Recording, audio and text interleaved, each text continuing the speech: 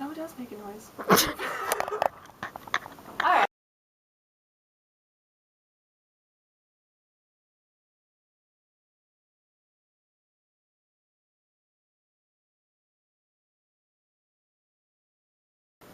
We're here with Katie, and she does stuff. So, we're going to interview her about that stuff, specifically on a more serious note, gender-inclusive housing and other issues on campus. So, welcome, Katie, to your own dorm. Thank you so much. It's fantastic. I'm glad you feel that way, Yes. considering you've been at this place for about 30 weeks. So before we get to sort of the more serious issue and one that you're definitely vested in with gender-inclusive housing, there's the issue with Chris Matthews being the class-elected speaker for the class of 2016, which is to say he's not the class-elected speaker. He was a decision made by somewhere up above, perhaps Moses. So how do you feel about that? In terms of Chris Matthews being speaker, I feel neutral. Don't really care about him as a human being, or no, it'll be fine. Ultimately, in terms of like the speaker graduation, I don't feel like it's a big issue. I feel like in general, the issue of transparency at our university in terms of how the administration makes decisions is the bigger issue, and that's more systemic and doesn't just relate to the class speaker. But in terms of Chris Matthews being speaker at my graduation, it's 2 hours of my life that I'm going to get through. You're gonna get through. Yeah. That's how many people feel when relating to Chris Matthews, apparently. I don't even know what I'm saying. So, you talked about transparency from up above. That works very well into our next point, Beautiful. which is your experience with transparency from up above in the issue of gender-inclusive housing and how sort of that process is fleshed out. Yes. Yeah, that has been an adventure. Ultimately, would you like me to talk about the whole my whole experience with gender inclusive housing and how I got into it, or like, would you just like me to talk about specifically the transparency? A little of both. I mean, Okay. we do want to hit on what brought you to activism and sort of the struggles that are involved with it, so Okay. those things get tied together. Glorious. So we'll start from the beginning then, which is also what brought me to activism. So once upon a time, back about a year and a half ago, I went to a conference with about, I'm not sure, 30 students that was on LGBTQ issues in higher education. And then at this conference, I learned about gender inclusive housing, and I thought, why isn't that at Ohio State? So on the bus ride back home, I started an initiative with all of the students on the bus, and I'm like, hey, let's get gender inclusive housing at Ohio State. And we formed a task force. And in that, so that's kind of how I got started. I got interested in those issues a bit before as a women's studies student, and as a resident advisor, seeing what different student needs were. But then the whole process through the transparency of the university became very clear once we started asking for gender inclusive housing. Our first few meetings were great, but then, and people were very on board in terms of Dr. J, who's the Vice President of Student Life, the Directors of Housing. But as we got further along, our meetings became very circular, and people were very resistant and avoided the question of who is actually making decisions at this university. People hinted that we had bigoted, when I say bigoted, homophobic, racist, the list goes on, donors, state legislators, and the Board of Trustees who influence decisions at this university, and no one would be able to provide an answer as to who, like I said, who makes the decisions and how the process works in terms of how policy is created at this university. So that was not only frustrating but worrisome, especially as a public institution. Right. And as a flagship institution, Yeah. that makes it very interesting because this is a swing state The politics of the state itself are somewhat complicated, Mm-hmm. but it's interesting to see sort of the way that it's conservative prevailing over the idea of being inclusive and open to everybody in this state and serving that purpose as a land grant, and also acknowledging that it's not as if, 10% of Ohio's population doesn't fit the norm of falling under that LGBTQ category. So I was wondering if you had any specific thoughts on that. In terms of? In terms of this tension between suiting the donors, suiting this idea of looking conservative enough to the people who would have sort of, not a rebellion against it, but issue with it vocally, monetarily, whatever, versus actually being there for the students who need it most, because it's much easier to be, tailoring to everybody's needs than just going ahead and appeasing the people who are against sort of other people's needs. Yeah. So here's the issue for me. Where we're at with gender, it brings a lot of things together. So, as a public institution, based on and with its policies of inclusion, with diversity, and the fact that all of the administrators at Ohio State need to sign contracts in which they say that they will be non-discriminatory. Non-discrimination includes sexuality and gender identity in their contracts. So they have to follow these things. Not that they do. And yeah. So there's that. Also, it's not going to cost the university any money, what we're asking for. So there's no, it's just really a non-issue to me. Additionally, here's where I'm at. So what I would like to see that would partially get, and maybe this isn't completely answering your question, but that would partially get away, like solve a lot of these issues, is I would like to see a similar format to the way politicians need to record where they get their money. I would like to see all public universities, and I think some of them do this, perhaps, but all public universities report a detailed budget, like down to the last cent, of where all the money goes. I would like to see where they get their money. I would like to see, this is perhaps taking it too far, but in my dreamland, I would like to see bios of all the people that donate money to the university. I would, at the end of the day, I just want to see much, much more transparency. I want meeting minutes, detailed meeting minutes of all Board of Trustees meetings, be easily available on university websites. I just want all this information out there so that people know how this institution is run. And I don't think that's something that is asking much, to be perfectly honest. Yeah, it's kind of Wizard of Oz. They're behind that curtain. We're not supposed to look. So we're going to end up showing you a clip after this, probably, of what we pulled from this meeting, but generally what sort of came up was good old Dr. J doesn't really respond to your emails or conference with you, and so it's not even just an issue of transparency, it's sort of people trying to act as though they haven't seen things because they don't want to. I'm phrasing that awkwardly, but I think you have thoughts on that. I do, thank you. So here's the deal. I think two things. Number one, I understand that upper level administrators are very busy people, and they are dealing with real issues at this university. However, there's no reason that they can't at least respond and say, I see what you had to say, we're working on it, like, we'll keep you in communication, because that hasn't been happening. Additionally, there's another thing in which university administrators haven't responded to our emails, because emails at public institutions are, public, they're monitored, but they're also in the public domain.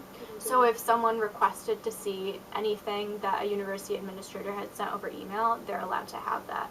So by just responding in any way, shape, or form to an email that was about gender-inclusive housing, that is political in and of itself. So a lot of times what happens is when we send an email, we'll get a phone call in response to the email.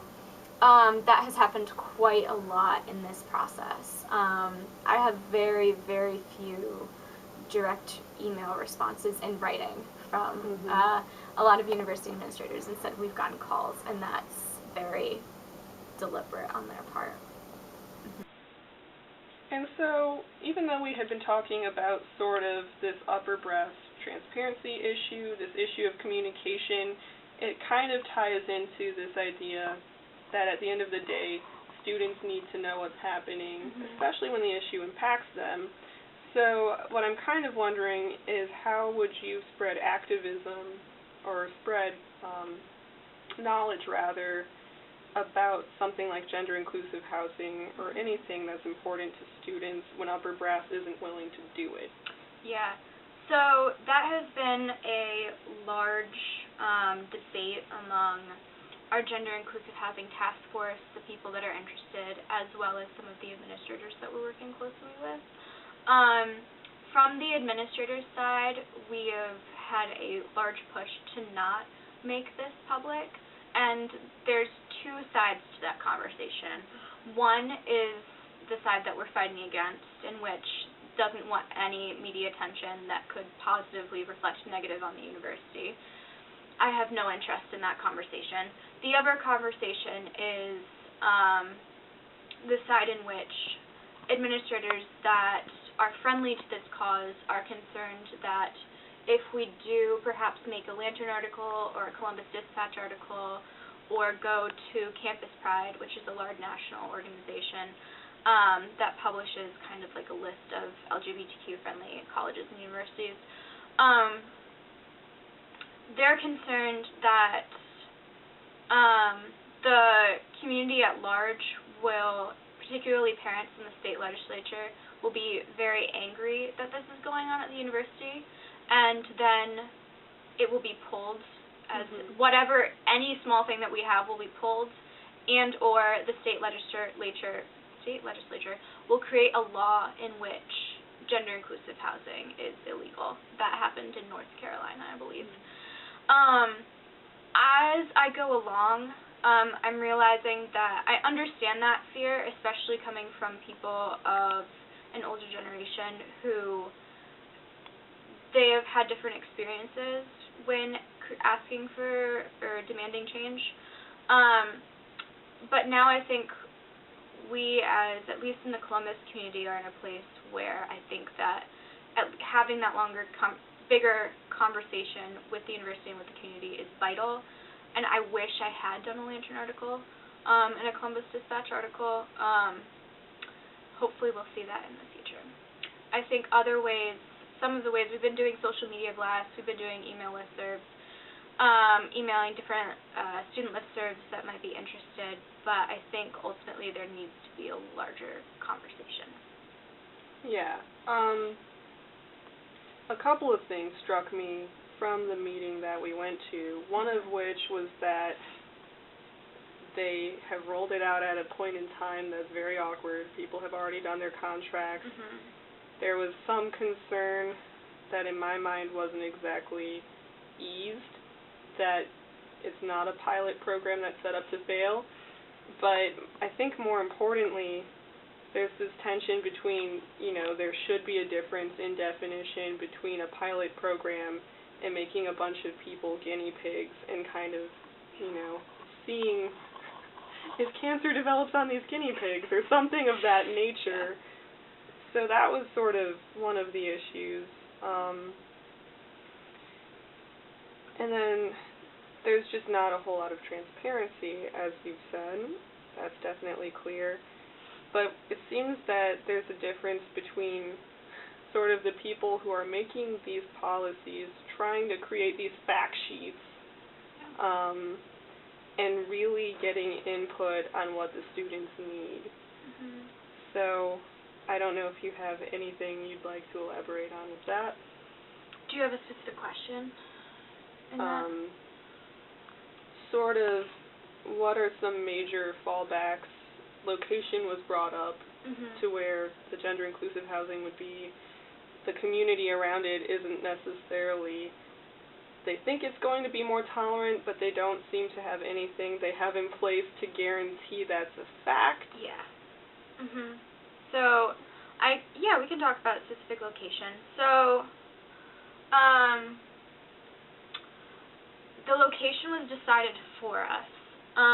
They had talked about the gateway. The reason that when I say they, Dr. J and company, I don't know who company is, but Dr. J and Co. decided to put it in the gateway because they see it as, out of all the options on campus, perhaps a safer place because there is additional security at the gateway. It's also apartment style, and they have seen like more tolerance and acceptance in the gateway because students are older, and I actually do understand that. I think because other places that were discussed were places like the large freshman high-rises with gender-inclusive bathrooms, and I do believe that if we piloted gender-inclusive housing in those places, that would be a disaster. I think that's the worst idea ever. However, there's no perfect place to begin this. What I talked about, my concerns with putting it in the gateway, number one, it's very, very expensive to live in the gateway, and already there's a history with people of marginalized identities. In this case, we're talking about trans and LGBTQ students in general, not having access to financial capital because of disconnections with family, and I just would really like it not to be in such an expensive place, or at least to provide some kind of grant or stipend, something. Additionally, there's the whole issue of, so are we trying to put all the LGBTQ students off campus away where we don't really need to deal with them? And then finally, there is, especially I think the students that want this want a sense of community, and it's just a place to live in Gateway, to be perfectly honest. Like, there is more community options because there's programming and stuff there with the community, CAs, community assistants, or community advisors, but it's not a place like Baker West. I know a lot of people would like it to be in Baker West, where there's already that strong sense of community there. So those are my concerns. And then did you ask about other options, or? You can talk about them. Sure. I think I already, my ideal, I would like to see it in Baker West. The problem, then again, I said no place is perfect. Baker West is one of the least desirable residence halls on campus because it doesn't have air conditioning and it's super old. So then I'm sure people could say, oh, well, you're putting all the LGBTQ students in, the nastiest residence hall on campus. But, so, yeah, there's no perfect answer, but I would like to see it, at least to start in Baker West. And then in general, what I would like to see one day is you check a box, say you want to live in gender-inclusive housing, and you can live in any residence hall on campus. Yeah. I mean, there's no way that there shouldn't be programming that can speak to how to make people more aware of what they're saying, how they're acting, that kind of thing. Yeah. All right, we definitely hit on a lot of heavier stuff. So to end this, I guess, on a lighter, maybe more poignant note, what is one thing with this issue, with any issue, that you think people who wouldn't put themselves, as an activist, that wouldn't be how they identified themselves, should know about sort of these processes toward change, or just things they should be aware of when they're occurring, the level of information that they have regarding what's going on campus, more broadly in society, whatever the case may be, and just sort of a piece of advice or two that you would give to somebody who probably isn't an active part of any sort of social movement? Yeah. So this might not be as light as we would like to end on, But I have two things. The first is, I'm not going to get the quote right, but Archbishop Desmond Tutu, who is the happiest man, y'all should look him up. He has a great quote that I'm not going to be able to quote, but he says something along the lines of, if you choose not to act, you are choosing the side of the oppressor, which I do believe. But beyond that, I also, I still sort of, I do believe this. Like, I do think that, like, people who aren't politically active are in a place where they're privileged enough not to be politically active, to be perfectly honest. But also, beyond that, I think just people need to realize, like, these things do affect them. And I think, it just depends, like, if you, so on a very basic level, if someone believes in if someone believes in feminism and wants gender equality, or gender equity, I do not believe that you can get that unless you tackle all issues of oppression. I don't think that true social change can be created by just spearheading one issue. I know the Audre Lorde quote is overused, but, like, it's true. We do not live single issue lives. There is no I do genuinely believe that you cannot create true change unless everyone works together on all of these things to create a more socially just world. And I think maybe people need to do some soul searching, some digging, take some critical race theory classes, or read some more, like, critical theory in general. But I think if people start to dig, they'll realize that all of these things are connected. So, lighten up. It was important. It was like having sour cream on a potato. That's somewhat lighter than the high-fat version. We're going to leave you with that thought, everybody. Thank you for joining us from your basement. Enjoy your basement, and go Bucks. Go Bucks. Have a great day.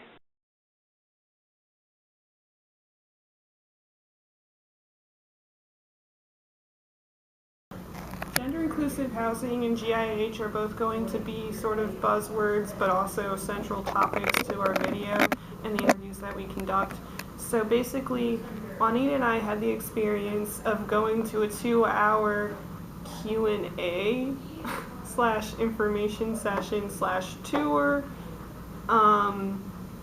One side was anticipating tour, one side wanted information session, so there wasn't communication from the start of it. Basically, they sent over someone within housing who didn't work on this issue, who didn't help set up sort of the guidelines for how that pilot is going to operate, and it's a pilot that Katie and others have been trying to get, just to this point for a 1.5 years. That's not their end goal, but that's sort of where they are after a 1.5 years of trying to communicate.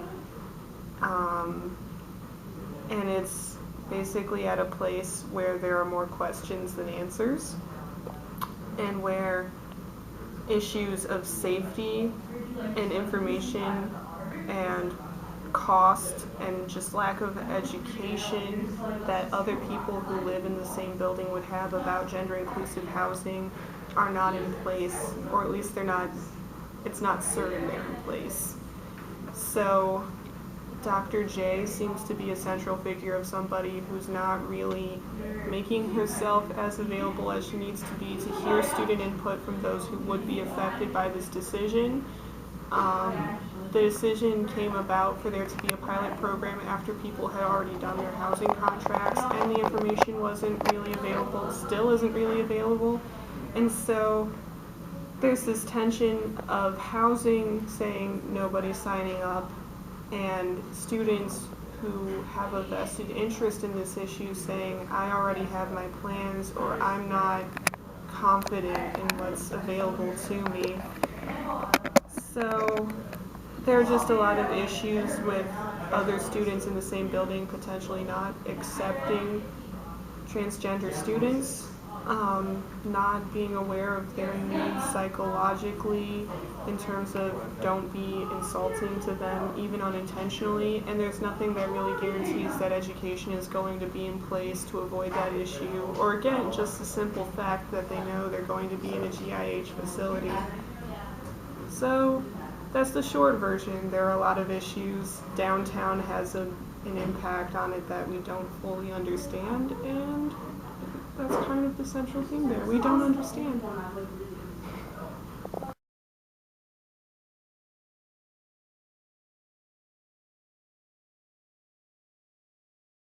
Alright everybody, we're back. This is Carly. That's all you need to know. But besides that, she situates herself very differently from typical American political ideology. It's a lot of syllables in there, but basically she doesn't go ahead and identify with really Democrat or Republican. She sort of takes her convictions and makes them her own and doesn't let them get compromised. I think that's decent enough. I'm flattering right now. I'm flattering. You are. But to get it in her words and not mine, I'm going to ask her first off how she situates herself and the level of political activity that she has. In terms of how I situate myself politically, I consider myself a left-leaning libertarian, so both fiscally and socially liberal, as opposed to, I think, the mainstream Libertarian Party in the United States is pretty socially conservative, so that's why I'm not a libertarian. That's why I don't belong to that political party either. But more akin to something like political anarchy. So an emphasis on the individual, the importance of individual freedom and individual rights, while not sacrificing things like economic equality and that kind of communal spirit either. Right. But then your level of involvement it's not in the traditional sense either, I would say. No, but not. I do think that we can speak to sort of the individual stances and actions you take. For instance, you're a vegetarian, and why would that be? Sounds so judgy. No, it's all good. Aside from, like health science justifications, there is a moral aspect of it for me, an ethical one, even more so. I think that I try as much as possible to center my life around not infringing on the rights of other individuals, and that includes animals for me too, which I think sounds really weird to people. But I like the idea of living my life independently to the extent that I am not hindering anyone else's freedom, including animals. So not having that suffering be a part of my life is really important to me. And I think that what comes across is, I remember the wonderful story of your mom being a shower Nazi, among other things. But sort of that aspect too, the carbon footprint deal. And it's interesting that someone actually bothers to separate that from belonging to a political party and makes that more of a personal stance and a personal way of life. Just like I, just explained with not wanting to infringe on any individual's rights or quality of life, I do feel that way about the earth too. I think we do each have a responsibility, but that responsibility is something that is individual. It's not something to be mandated, I don't think, in my opinion, by legislation. Which is why I don't belong to the Green Party. But I do think that each of us have an obligation, and that if you want to take that on yourself, then that is really good, and that's what I try to do. Try to just make sure that I'm doing what I can as an individual person, to not have the ecosystem be burdened by my presence, not have other human beings being burdened by my values, to not have animals die so that I can eat, that kind of thing. Right. Or go through a chicken McNugget paste. Or go through a chicken McNugget paste, because it's always a sad existence. That's sad, yeah. To go along with that, not to go along with that at all, actually. Obviously, Ohio State is larger than some cities by itself. Yeah. Big place. So 60,000 students converging, X amount of faculty. all of those people, and it has its own government in a sense. Yeah, definitely. Obviously, you've got the Board of Trustees. With Katie, we discussed gender-inclusive housing and that struggle, but at a much more basic level, I was wondering if in any way sort of this push of not really adhering to a political party extends to what level of involvement you do or don't have in student government. I think for me, so someone who kind of aligns herself similarly to the way I do, participating in democracy in general, but also in a small level, like student government, is hypocritical.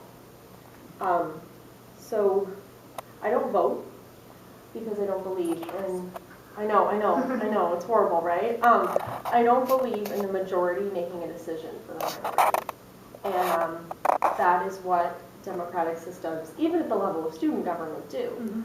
The majority elects a representative, represents everyone, even, the 49% of people who didn't vote for them, right? Right.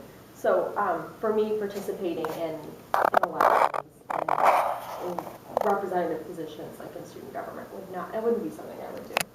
I do understand why people do it. Right.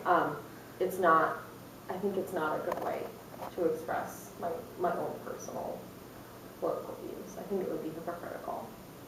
So aside from the sort of self-government, what do you think a better method is to the way that our democracy is currently set up? I think, especially with representative democracy, the idea that, democracy is supposed to mean rule by the people, right?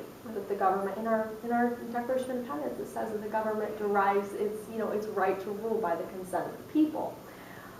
But an election doesn't determine the consent of the people, it determines the consent of the 51% that vote for a particular individual. In America, it's an all or nothing thing. If the majority of electoral votes in a state go to one individual, they get all of them. So the 52% of Americans who voted for Barack Obama, they consent to have Barack Obama govern them, right? The 47% who voted for Mitt Romney are being governed by an individual that they didn't consent to be governed by.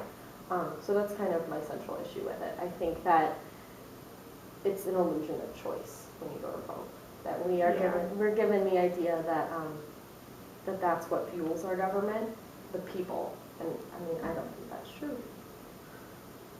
So, say Germany, for instance, has it to where, I know this is still an issue of voting and all of those sort of hindrances, but they have it to where if a party gets 5% of the vote, they get some level of representation. What do you think of that model compared to what we have? Oh, I think it's a much better democratic model. And that's almost kind of what we have going with our legislative body. That's kind of the goal, right? To have the proportions almost match the proportions of the American people in terms of their representatives. But only the two parties are represented. So if, let's say 10% of Americans vote for a socialist, 10% of our government should be socialist, I think, in my opinion. I think it should be an equal representation. If democracy is going to exist at all, I think that is the form it should take. Okay, and to sort of finish off this category of government, what do you make of the fact that tyranny of the majority is something that's, written in all of our legal framework, but the founding fathers were not representational people themselves. They were the minority. It kind of flipped the table because they didn't want to be tyrannized almost. Yeah. But you look at it now, it's still whoever basically can raise the most money or has the most money is the one who's going to get elected. That's an oversimplification, but what do you make of that issue and sort of ways to maybe combat that? I absolutely think that it is tyranny, and I think that there's very little difference between a president who only represents, let's go with the 51% number, because that is the margin by which Barack Obama was elected. That is no different to me than a dictatorship at its core. The people who did not vote for that individual, people who went and cast a ballot for a different individual, in my opinion, didn't actually consent to be governed by the current president. And when you're being governed by someone to which you do not consent, that's a dictatorship, right? That's tyranny. I'm not quite sure why maybe I think why, other people don't look at it that way, and I'm sure there are really good reasons. I just don't see it. Okay. Then to close this off, what would you say to, I don't know, if you had Sarah Palin in this room, or on the other end Chris Matthews, or whoever, what would you say to them, to the kind of apathetic student, to anybody really, who, if you were to give sort of one piece of advice on looking at these political issues? I think that it's really important to step away from the kind of two-party political discourse that happens in this country. I think that before you decide if you align yourself with a politician or not, you should just try to find as many things wrong with them as you can. Because there is something, we're all human. Look at the idea of like the career politician, someone who has made their fortune, someone who has made their career off deciding what other people should do with their lives. I think that is the spirit of that really speaks to my kind of disenchantment with the political system. I think that asking questions and when someone tells you something, automatically assume that there's something wrong with what they said. Like, look as hard as you can for something wrong with their argument. And if you can't find anything, or if you find things and you're still okay with it, Process of elimination. then go for it. But I think, challenging everything you hear, I think is really, really important. And that's not something that's encouraged. I'm going to challenge the fact that you said that right now. Hi, Diego. We're done here. Thank you, Carly, for dealing with my jokes and whatnot. And we'll see you when we interview the next people. Okay, this is Carly again. We're going to speak more on the issue of gender-inclusive housing because we were talking about kind of just political stuff. It was 2 seconds ago and I don't remember most of what we discussed, but that's why it's on film, guys. But gender-inclusive housing is kind of an issue that's on the horizon. And again, I think it comes back to, this is Ohio State.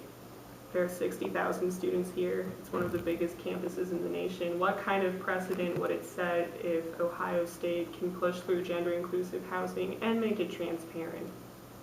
Yeah, I mean, like you said, with a student body this big, for the LGBTQ community to not be represented in that way, to not have something as I think basic as safe housing is horrible, and it does speak to, we talked about the tyranny of the majority earlier, right.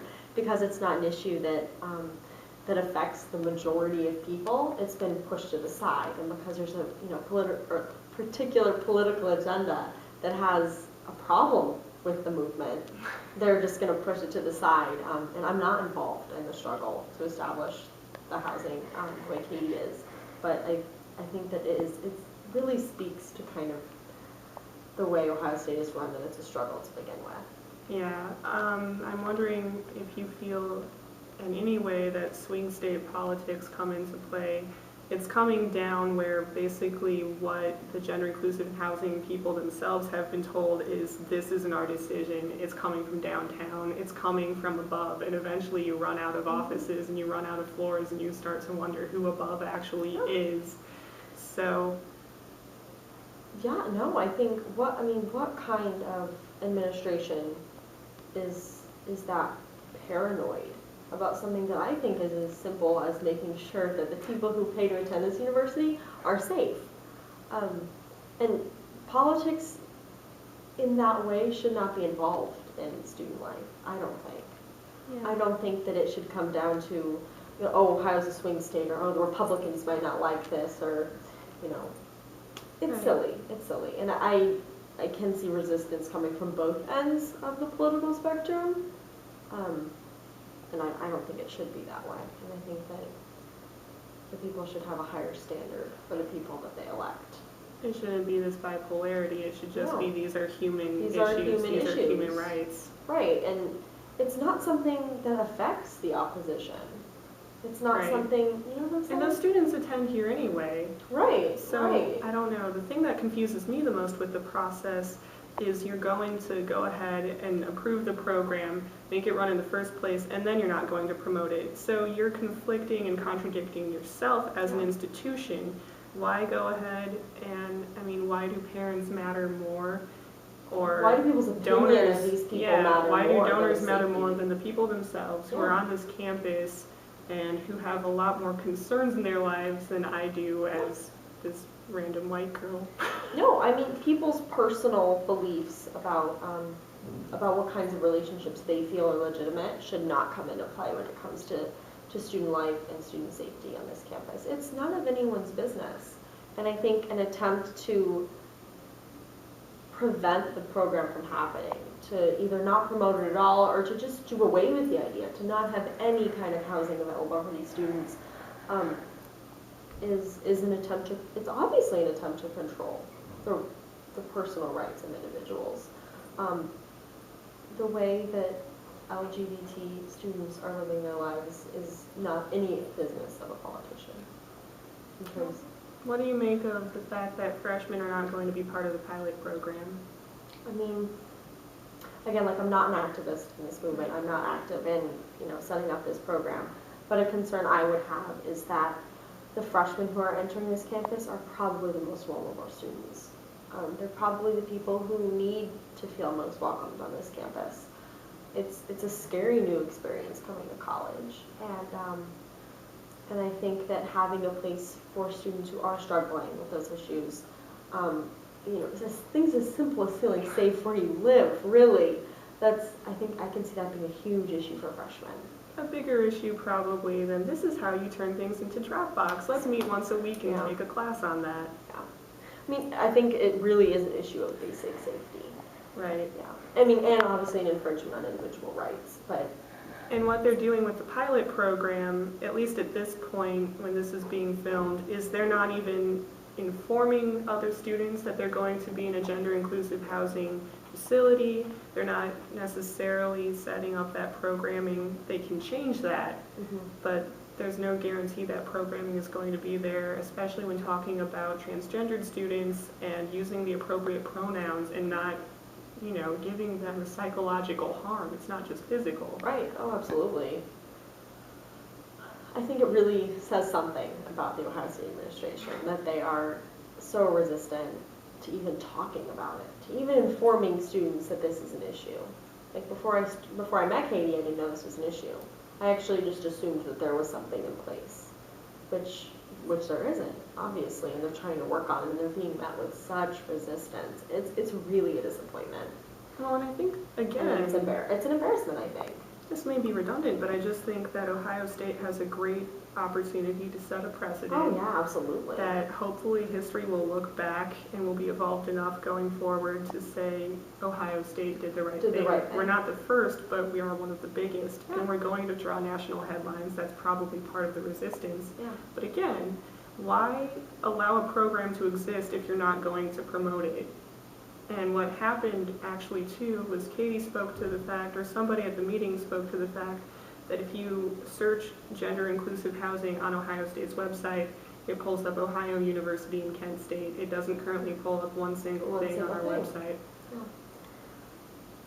I mean, I think, like I said earlier, like you just said, Ohio State has a really great opportunity to really take a step forward in terms of establishing that kind of equality. And it seems like the administration here is more concerned about a potential negative reaction from people who believe that their values and views should be imposed on others. That if they believe something does not align with their personal agenda, I guess, if you want to call it that. If something doesn't align with their agenda, then it can't exist. It's wrong. Students pay for this housing. We pay to attend this university. It's a public university. There's no reason for Ohio State to be that concerned. If people honestly do resist the idea that transgender students should have a safe, equal housing opportunity to everyone else on this campus, then I think that is their problem. That is not the university's problem. The university is supposed to advocate for students, not for political agendas. Not for votes, not because Ohio's a swing state. It shouldn't matter. And what do you make of sort of this notion that, yes, we're kissing up to somebody up above whom, the number of people involved in it, that's all completely speculation. But at the same time, what do you make of sort of this argument that we might lose donors when some of our alumni are gay and lesbian? I mean, that's kind of the way the laws of probability work on that one. I mean, we've already talked about, the tyranny of the majority, and whether it's, an elected official or someone who purchases their influence with money, like many of the donors to this university, what gives them the right to decide how students should be living on this campus? That's not what, is that honestly what their money goes, is that why they give money to this university, so they can control it? Mm-hmm. And if that's the case, then we shouldn't be taking their money, right?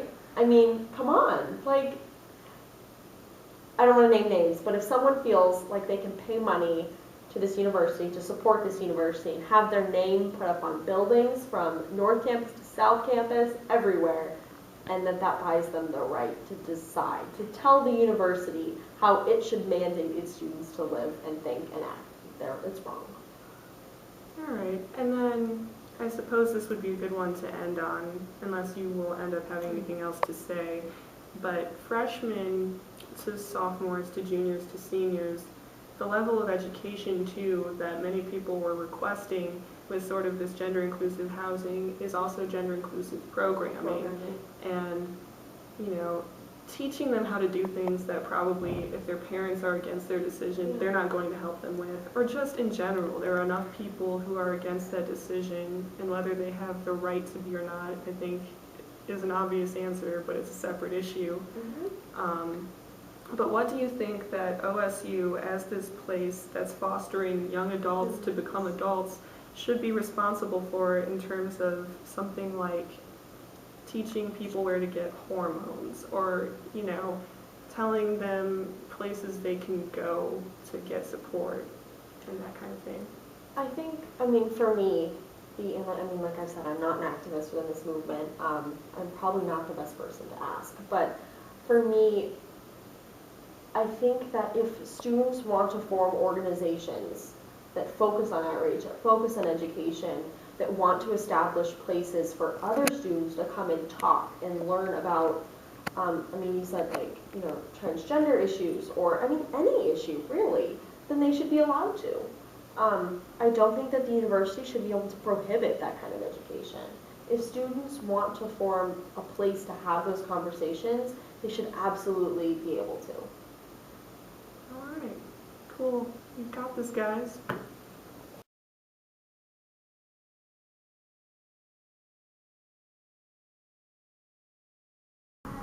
Alright, so to continue with our range of perspectives, we have Madison today. She flipped sheep, but she's also been in student government this past year. So to start, we're going to ask her a little bit about that. So what have you been working on in student government in the autumn semester and this past semester? Well, I started in the autumn semester, and I started with 8 weeks of training for it, and I got placed on the Student Affairs Committee.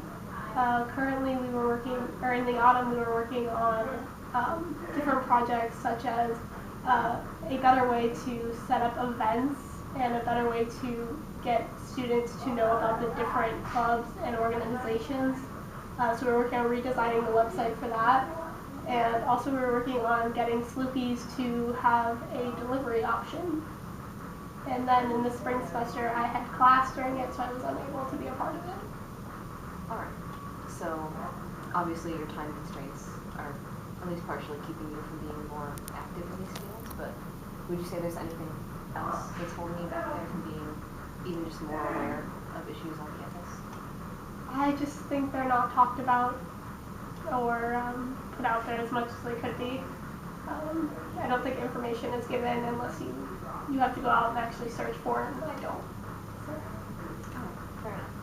So, what would you say is the general student attitude towards USG, like for those who aren't in it? I know you said that you were working on awareness of clubs and things, so how would you say the student body was reacting to that? I think generally the attitude towards it is people don't know about it, or if they do, it's just another club. It's not something that they really look at for any particular reason. unless they are like in charge of a club and they're applying for money from them or something of that nature. Do you think that it's important that more people be aware of student government and what they do? I think they should be, because student government does have the ability to make a lot of differences. They're the ones that set up the free coda with the Buckeye Bee. They're the ones that have set up different programs. And so I think it is important to look at that because they have that ability. So would you say that it's more the responsibility of the students themselves or the administration on campus to raise awareness? I think it's the responsibility of the administration to put the information out there, and if there's a policy change or something of that nature, to make sure that the students know. But just about issues, I think it is the responsibility of the students to look at it and to be aware. So would you say that as far as students not being aware, that it's more an issue of students not looking for information or of the university not putting it out there? I mean, there's fault on both sides, but I think if a student is passionate about something and they want to look into it, they can, and they have that ability, and I'm sure the information is out there. So I know we just talked a little bit about gender inclusive housing, and that was obviously something that you did not know about prior to us explaining it to you. But from what we just told you, what's your opinion on how the university is planning to implement it in the next year? I mean, I think that definitely they should make sure that information is available to everyone. And I really don't know how well the implementation is going to go. I don't know enough about the plan to really know. But it sounds like they have problems that they need to work out before they do it. Do you feel like it was something that you should have been more aware of in the past year? And do you think that either you should have been searching for this information or that administration should have provided this information to you more readily? I mean, I think that the information should have probably been put out, but it's also not something that I would go looking for. It's not something that I would tend to, think concerns me on a major level. So it's, like I said, I think there's fault on both sides.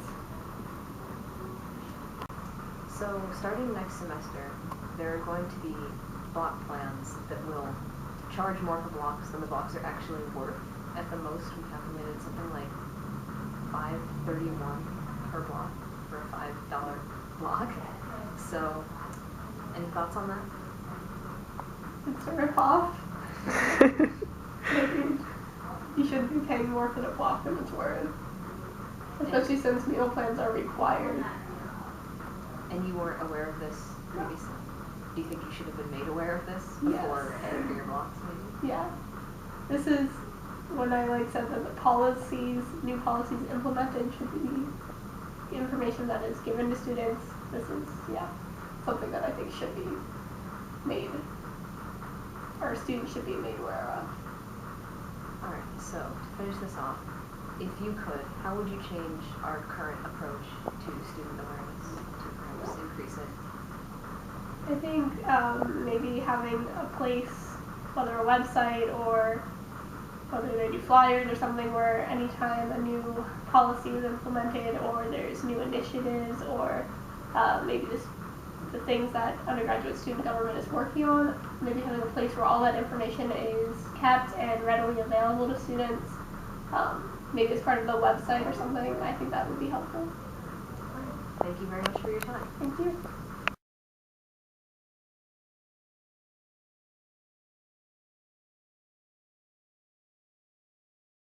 Alright, welcome back everyone. This is Danny. He does math, and we're here to ask him about his awareness of non-math issues. So, to start this off, what would you say your level of awareness or activity on campus has been in the past year or so? Pretty much non-existent. I mean, I'm not up to date with a lot of things. Are you involved in any clubs or activities that would pertain to this? I'm in the athletic band, so that takes up a decent amount of time.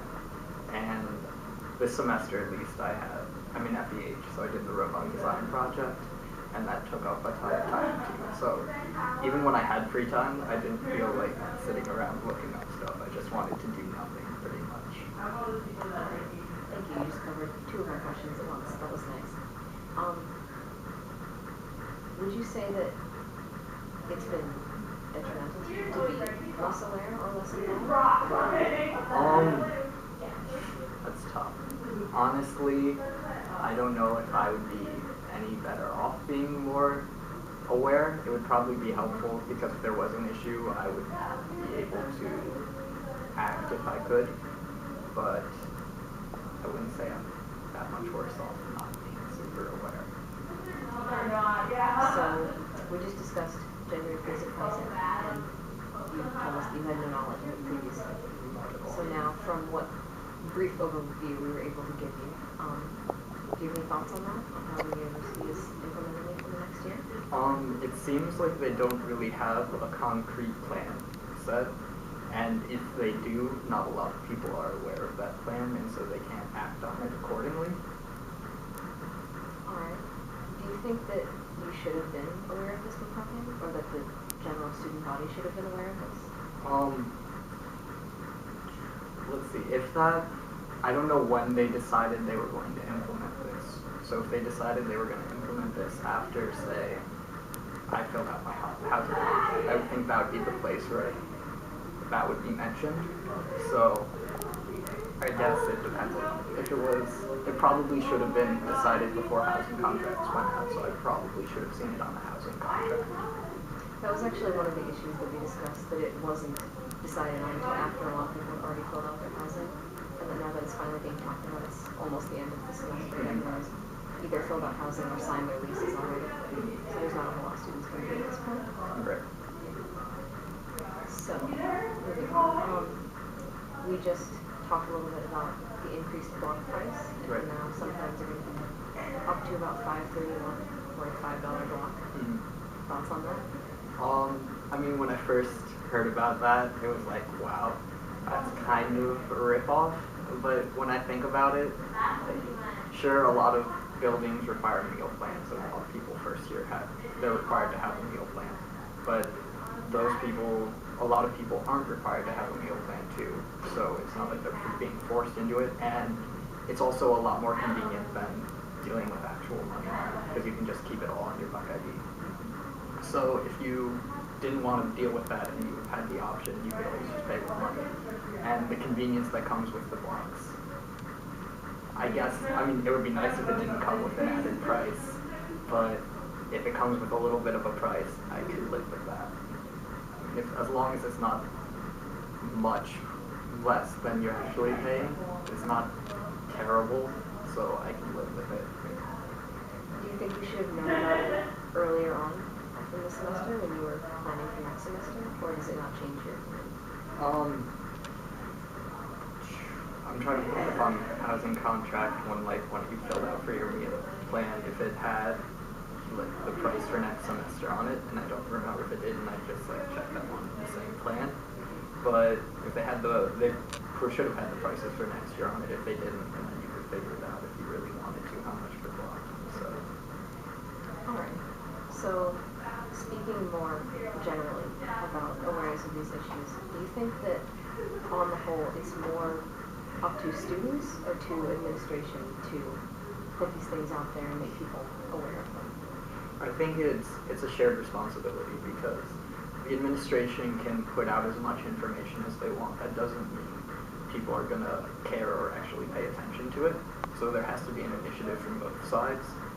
The information has to be made available by the administration, and the students also have to put forth the initiative to not only find out that information, but figure out how it pertains to them and what their opinions are on it. Do you think that that's currently happening? Do you think that there needs to be more initiative on either side, or on both sides? I would say that information should probably be more readily available. Perhaps maybe a weekly or a monthly newsletter or something that's things that either student government or the administration is working on, and what possibilities there are, just to keep people updated. Thank you very much. Thank you. So Juanita and I, as sort of the 1-2 punch of Carnita Productions, was we're going to speak to sort of what our opinions were prior to doing our interviews and doing the filming, and what those were at the end. We kind of are doing it all at the end, so to say sort of a summary of what we thought and where we're at now is probably the best approach. For me, I'm pretty liberal. I would situate myself as a Democrat, so I'm not Carly by any stretch, just in terms of the way that I approach politics, but I relate a lot to what she said. And it's frustrating to me to be involved in the process almost, because there's so much gridlock, there's so much animosity, there's so much he said, she said, and the news sources don't make that any easier. I feel like my big struggle is, as a college student, I'm working, I have 16 credit hours typically, and I find myself not having multiple hours to wait for, say, CNN or MSNBC or whatever the news source might be, to sort of sift through whatever bias they already have and then extract what news stories are relevant versus coverage of like Chelsea Clinton's pregnancy, which has no real bearing on my life or anybody other than the Clintons, you know? So for me, I get sort of in the Daily Show Colbert Report trap. I like the snarkiness, obviously. Anyone watching this video probably knows that by now. But I'm not really sure that I see it as a worse alternative. They get the summary in, they tell some jokes, and then they recommend a book to me. I mean, it's a good time. But all in all, I would say what I took from doing this project is that regardless of whether you're an activist or whether you're somebody who doesn't align yourself with sort of the political constructs that we have in place, just be aware of what's happening. Take time out of your day, and I need to get better about this, to go ahead and keep current with the issues instead of just assuming that they're cyclical, and then learn, you know, go past any fear that you might have that you can't make a difference, you're one individual, and just do it anyway. Just inform yourself of what's happening and at least change the way that you respond to it, and let others know what you've learned, and go from there. So for my part, even before I came to OSU, I was generally pretty aware of certain issues. Like, I was aware of a lot of social issues, particularly relating to the LGBTQ community, and I was aware of immigration and things like that that actually directly affected my life. And while I was aware of these things, I never really had the chance or the opportunity, I suppose, to act on them.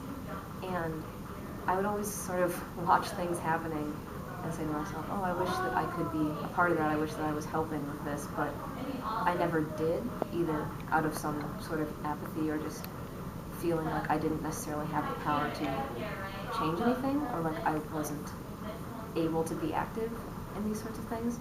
But after coming here, and more specifically after seeing this gender inclusive housing meeting that we just went to, that kind of opened my eyes to the idea that even as a college student right now, I can still be working with these issues that I already have a vested interest in, and I can be at least part of pushing forward some kind of change either in gender inclusive housing or in any issues on campus. And so after seeing that and after going through these interviews, so particularly after talking with Katie and Carly about how they handle certain issues in their life, it's kind of inspired me to next semester at least make an attempt to be more active and involved in creating change on campus.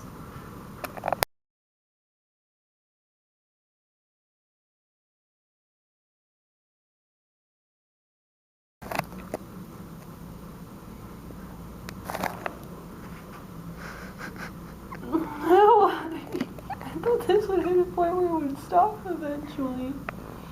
How would you describe your political activity, inactivity, how you situate yourself? In terms of like how I situate myself politically, I would say that I'm like a third quadrant libertarian. So both socially liberal and fiscally liberal. So I guess more, shit, I'm sorry. I fucked that up.